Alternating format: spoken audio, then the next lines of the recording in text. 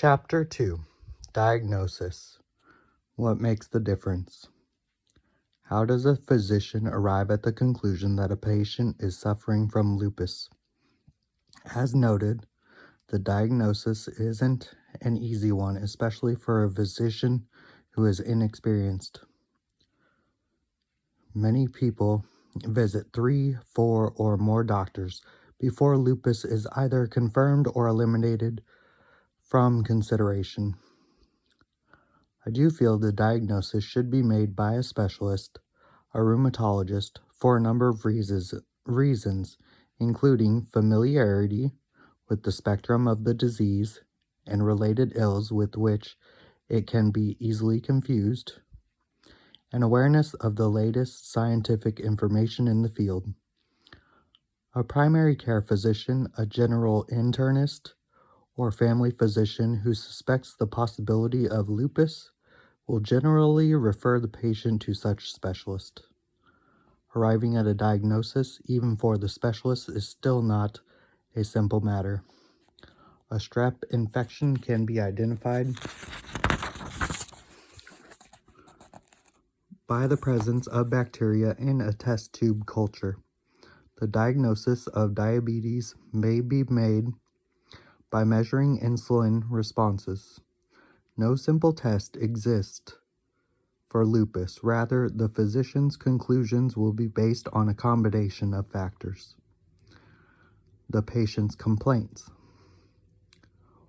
Lupus may begin with any one or more of a vast spectrum of symptoms, including but not limited to fever, fatigue, stomach upset, hair loss, and assorted aches and pains.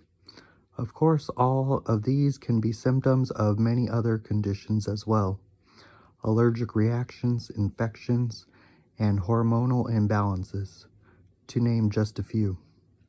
There is, in particular, a great potential for overlap and confusion with other conditions in the family of which lupus is a part, generally known as the connective tissue disorders, including rheumatoid arthritis, progressive systemic sclerosis, scleroderma, dermatomyositis, and polymyositis. Dermatomyositis and polymyositis. Sorting out the possibilities, a process known in medicine as differential diagnosis, is the challenge the physician faces. Depending on the individual patient's signs and symptoms, the physician may need to perform a number of tests to eliminate other diseases and disorders. Established diagnostic criteria. These criteria were established by the Diagnostic and Therapeutic Criteria Committee of the American Rheumatism Association, then the medical arm of the Arthritis Foundation. It became an independent professional organization in 1985 and later changed its name to the American College of Rheumatology. I'll list those criteria, now known as the ACR criteria, shortly. Other factors. The physician's experience frequently suggests other significant factors beyond the official criteria. The official ACR criteria were based on surveys of leading rheumatologists in the United States and Canada. They were established in the early 1980s, replacing tentative criteria set up a decade earlier. The list may be further revised in the future as more reliable, more sensitive, and especially more specific diagnostic tests are developed and reaffirmed. A brief explanation of two of those terms, which have been used here in a particular medical sense, is in order. Sensitivity and specificity. Diagnostic testing relies on two concepts: sensitivity and specificity. The first word tells us whether or not A test is likely to miss many cases of the disease or disorder for which the patient is being tested. The second tells us whether or not the test is helpful in narrowing down the diagnosis to the condition being tested for. Let's say, for example, that 90% of those with the condition we'll call dreaded disease have factor X in their blood. An accurate test for factor X would be positive in 9 out of 10 people with dreaded disease, missing only 1 in 10 cases. It would be highly sensitive, thus useful for screening large populations. But if factor X is also found in 40% of perfectly healthy people, or in 40% of those with an entirely different disease, a positive result would not really be very helpful in pinpointing true cases of dreaded disease. Thus, a test for factor X would be low in specificity, not very useful for an individual patient's diagnosis. Or let's say there's another clue called factor Y that's found in 50% of those with dreaded disease, but in only 1% of people who don't have the disease. An accurate test for factor Y could not be called sensitive, since it would miss half the cases of the disease, all those cases occurring in people with the disease but without factor Y. On the other hand, it would be far more specific than the test for factor X. A positive test for factor Y would mean 99 to 1 odds that the patient had dreaded disease. Ideally, an accurate diagnostic test for a particular disease would be 100% sensitive and 100% specific.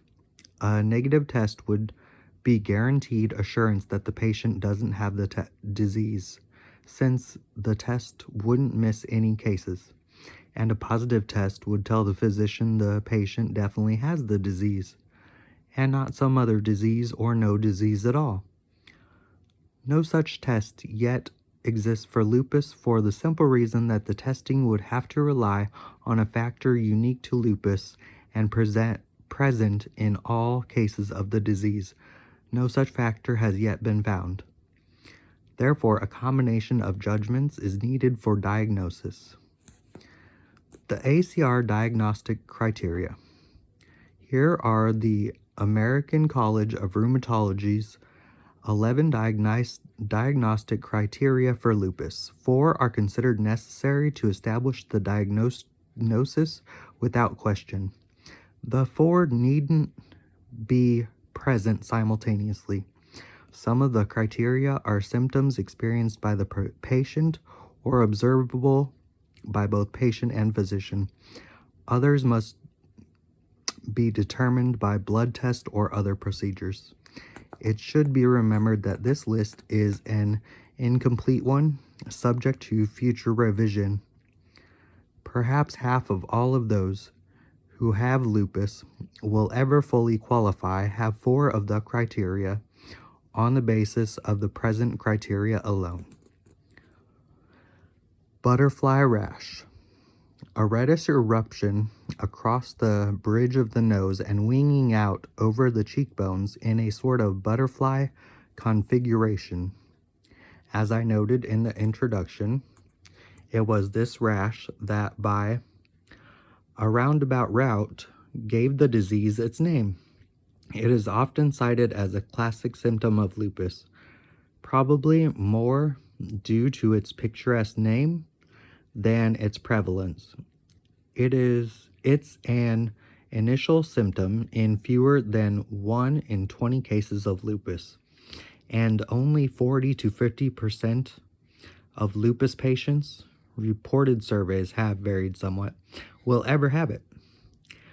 The rash isn't itchy or particularly painful, although it may burn slightly, usually only on exposure to the sun. It eventually goes away and leaves no residual marking.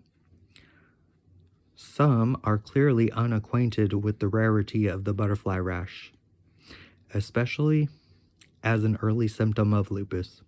One patient, after reading one of my earlier books, wrote to me to say that she had been dismissed by a physician who declared,